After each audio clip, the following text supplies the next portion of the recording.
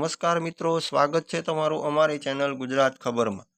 સૌથી પહેલા જાણીએ આજે તારીખ 14/9/2024 શનિવારના મુખ્ય સમાચાર।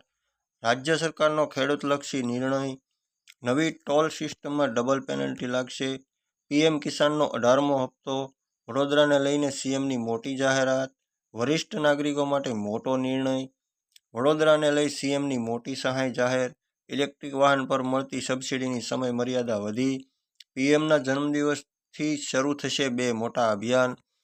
હવે સમાચાર સાંભળીએ વિસ્તારથી। તે પહેલાં જો તમે અમારી ચેનલમાં નવા છો તો ચેનલને સબસ્ક્રાઈબ કરો, બાજુમાં રહેલું લાઇક બટન પ્રેસ કરો, જેથી કરીને તમને રોજે રોજના અપડેટ જાણવા મળે।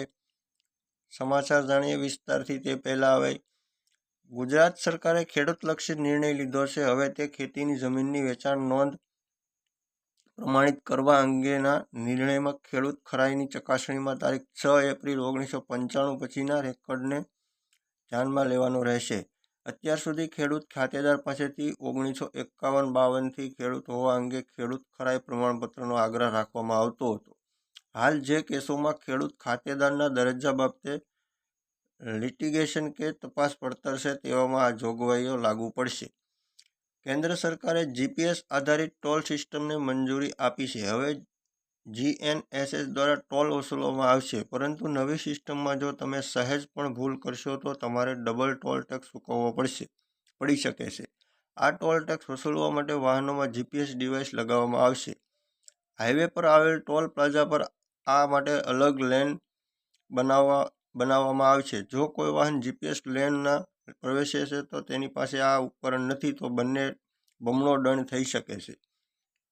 વાત કરીએ પીએમ કિસાનના 18મા હપ્તા વિશે તો પ્રધાનમંત્રી કિસાન સન્માન નિધિ યોજના હેઠળ હવે ભારત સરકાર લાભાર્થી ખેડૂતોને વાર્ષિક ₹6,000 આપે છે।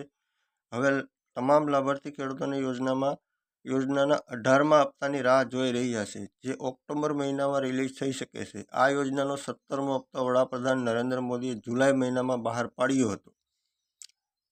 વાત કરીએ સીએમની મોટી સહાય વિશે તો વડોદરામાં આવેલ પૂરને લઈ સીએમ ભૂપેન્દ્ર પટેલે મુખ્યમંત્રી રાહત નિધિમાંથી આર્થિક અને પુનર્વસન સહાય આપવાનો નિર્ણય લીધો છે। તે આ મુજબ છે: 1 લારી રેકડી ધારકને ઉચ્ચક ₹5,000ની રોકડ સહાય, 2.40 સ્ક્વેર ફૂટ સુધીની નાની સ્થાયી કેબિન ધારકને ઉચ્ચ ₹20,000ની રોકડ સહાય, 3.40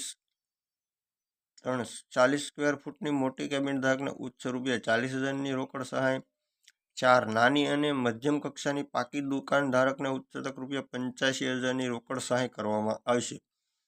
વરિષ્ઠ નાગરિકો માટેનો મોટો નિર્ણય વિશે વાત કરીએ તો દેશના કરોડો વરિષ્ઠ નાગરિકો માટે એક મોટા સમાચાર આવ્યા છે। કેન્દ્ર સરકારે પીએમ જન આરોગ્ય યોજના એટલે કે આયુષ્માન ભારત યોજના હેઠળ દેશમાં 70 વર્ષથી વધુ ઉંમરના તમામ વરિષ્ઠ નાગરિકોને આવરી લેવાની જાહેરાત કરી છે। દેશના 70થી વધુ ઉંમરના તમામ વરિષ્ઠ નાગરિકોને દર વર્ષે ₹5 લાખ સુધીની મફત સારવાર કરવામાં આવશે। કેબિનેટની એક મહત્વપૂર્ણ બેઠક બાદ કેન્દ્રીય મંત્રી અશ્વિની વૈષ્ણવે જણાવ્યું છે કે આયુષ્માન ભારત પીએમ જન આરોગ્ય યોજના હેઠળ 70 વર્ષથી વધુ ઉંમરના વરિષ્ઠ નાગરિકોને આવરી લેવાનો નિર્ણય લેવામાં આવ્યો છે। પછી ભલે તેઓ ગરીબ હોય કે અમીર પરિવારના હોય અને તેમની આવક ગમે તે હોય, સરકારના આ નિર્ણયથી દેશભરમાં 6 કરોડ વરિષ્ઠ નાગરિકોને આ યોજનાનો લાભ મળશે। વડોદરાને લઈને સીએમની મોટી સહાય જાહેર કરી છે। સીએમ ભૂપેન્દ્ર પટેલે વડોદરામાં આવેલ પૂરના અસરગ્રસ્તો માટે સહાયની જાહેરાત કરી છે। તે મુજબ માસિક ટર્નઓવર ₹5 લાખથી વધુ હોય તેવી મોટી દુકાન ધારકને ₹20 લાખ સુધીની લોન પર 3 વર્ષ સુધી વ્યાજ સહાય 7% દરે ₹5 લાખની મર્યાદામાં અપાશે। સાથે સીએમએ જણાવ્યું છે કે યુદ્ધના ધોરણે રાહત બચાવની કામગીરી બાદ હવે અસરગ્રસ્તોનું જીવન શક્ય તેટલી ઝડપથી પુનઃથાળે પડે તે માટે રાજ્ય સરકાર પ્રતિબદ્ધ છે।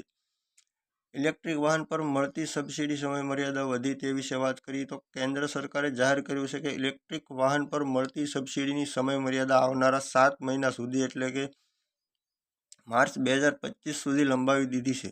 સરકારે પીએમ ઈ-ડ્રાઈવ દ્વારા ઇલેક્ટ્રિક 2 વ્હીલર પર ₹10,000ની સબસિડીનો લાભ યથાવત રાખ્યો છે।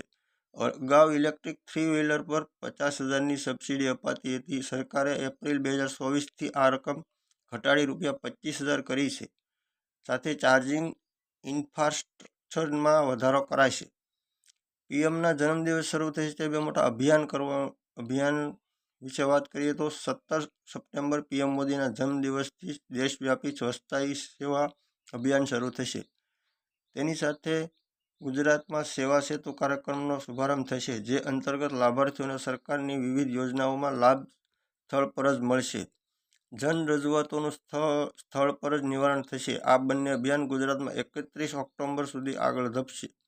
આની જાહેરાત સીએમ ભૂપેન્દ્ર પટેલે કરી હતી.